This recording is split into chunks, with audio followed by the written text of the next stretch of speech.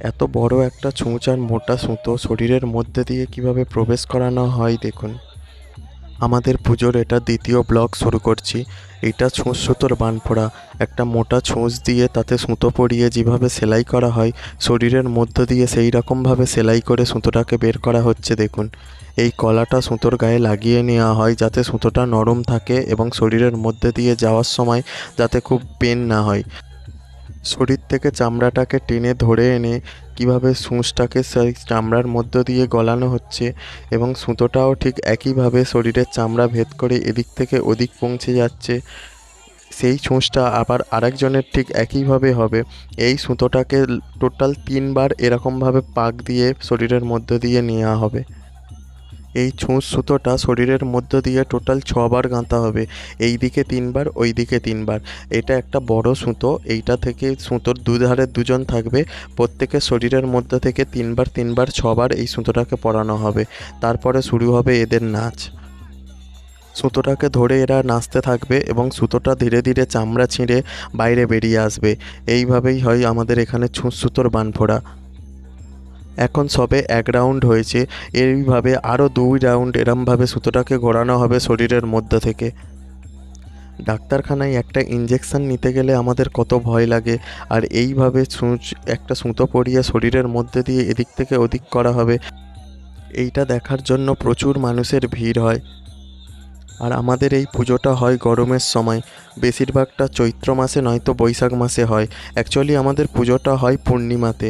দোল পূর্ণিমার পরের পূর্ণিমা, সে যে মাসেই পড়ুক। চৈত্র মাস পড়লে চৈত্র মাসে, আর বৈশাখ মাসে পড়লে বৈশাখ মাসে। এই গরমে রোদের মধ্যে এইগুলোই হয়। এরা শরীরের মধ্যে এত বড় বড় ছুঁচ গেঁথেও কত আনন্দে খুশিতে। আমাদের একটা ইঞ্জেকশনের পরে যদি বলা হয় আরেকটা ইঞ্জেকশন দেওয়া হবে তখন কত ভয় লাগে। আর এরা এইভাবেই সুতোটাকে শরীরের মধ্যে রেখে এটা ধরেই নাচবে এবং নাচতে নাচতে সুতোটা চামড়া থেকে ছিঁড়ে বেরিয়ে আসবে। সুতো ফোটানো কমপ্লিট হয়ে গেছে। এবারে এইভাবে নাচতে থাকবে। নাচতে নাচতে চামড়া থেকে ছিঁড়ে আসবে সুতোটা। দেখুন চামড়াটা কত দূরে দূরে চলে আসছে। এই পুরো ব্লগটা আপনারা দেখুন এবং এর পরে আরেকটা ব্লগ দেব। সেই ব্লগে থাকবে ত্রিশূলের বানফোড়া।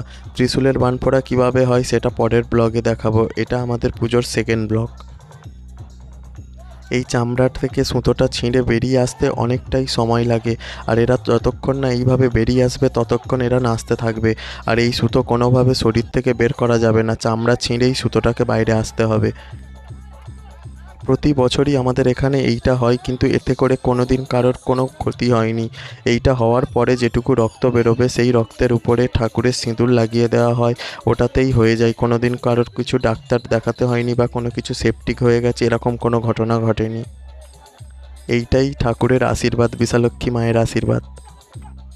শরীরের মধ্য দিয়ে এইভাবে সুতো পরানোর পরেও কিভাবে আনন্দে এরা নাচতে পারছে দেখুন। এখানে খুব জোরে জোরে মাইকে গান বাজছিল। আমি গানটাকে কমিয়ে দিয়েছি ভলিউমটা যখন আমি এডিট করছিলাম, কারণ ওই গানটার শব্দ থাকলে আমার হয়তো ইউটিউবে প্রবলেম হতে পারে, ওরা কপিরাইট দিয়ে দিতে পারে। যার জন্য আমি গানটাকে একটু কমিয়ে দিলাম। আমি এই ব্লগটা বানালাম আমার বন্ধুদের জন্য মূলত, কারণ আমি যেখানে কাজ করি ওখান থেকে ছুটি নিয়ে এসেছিলাম পুজোর জন্য। তো ওরা বলে এমন কিসের পুজো যার জন্য ছুটি নিয়ে বাড়ি যেতে হবে। ওদেরকে আমি গল্পে বলেছিলাম যে এরকমভাবে হয়, তো ওদের দেখানোর জন্য ব্লগটা করলাম। কারণ ওরা একটা ব্লগ থেকেই সবাই দেখতে পেয়ে যাবে। ওদেরকে লিঙ্ক পাঠিয়ে দেবো, না হলে হোয়াটসঅ্যাপে সবাইকে আলাদা আলাদাভাবে সেন্ড করতে হতো। এখন লিঙ্ক পাঠিয়ে দিলে ওরা একটা থেকেই সবাই দেখে নেবে, সবাইকে আর আলাদাভাবে সেন্ড করতে হবে না। অনেকক্ষণ নাচানাচির পর তবে শরীর থেকে সুতোগুলো বেরিয়ে আসতে সম্ভব হয়েছে। দেখুন দুদিক দিয়ে একটু একটু রক্ত বইছে, সেই জন্য রক্তগুলোকে এরা মুছে দিচ্ছে। এরপরে এখানে সিঁদুর লাগিয়ে দেবে, আর কিছু করতে লাগবে না। এটা এমনিতেই ঠিক হয়ে যাবে। এই দ্বিতীয় ব্লগটা যদি ভালো লাগে একটা লাইক করে দেবেন এবং তৃতীয় ব্লগটা আসার জন্য অপেক্ষা করুন। তৃতীয় ব্লগে আপনারা দেখতে পাবেন ত্রিশূলের বানফোড়া।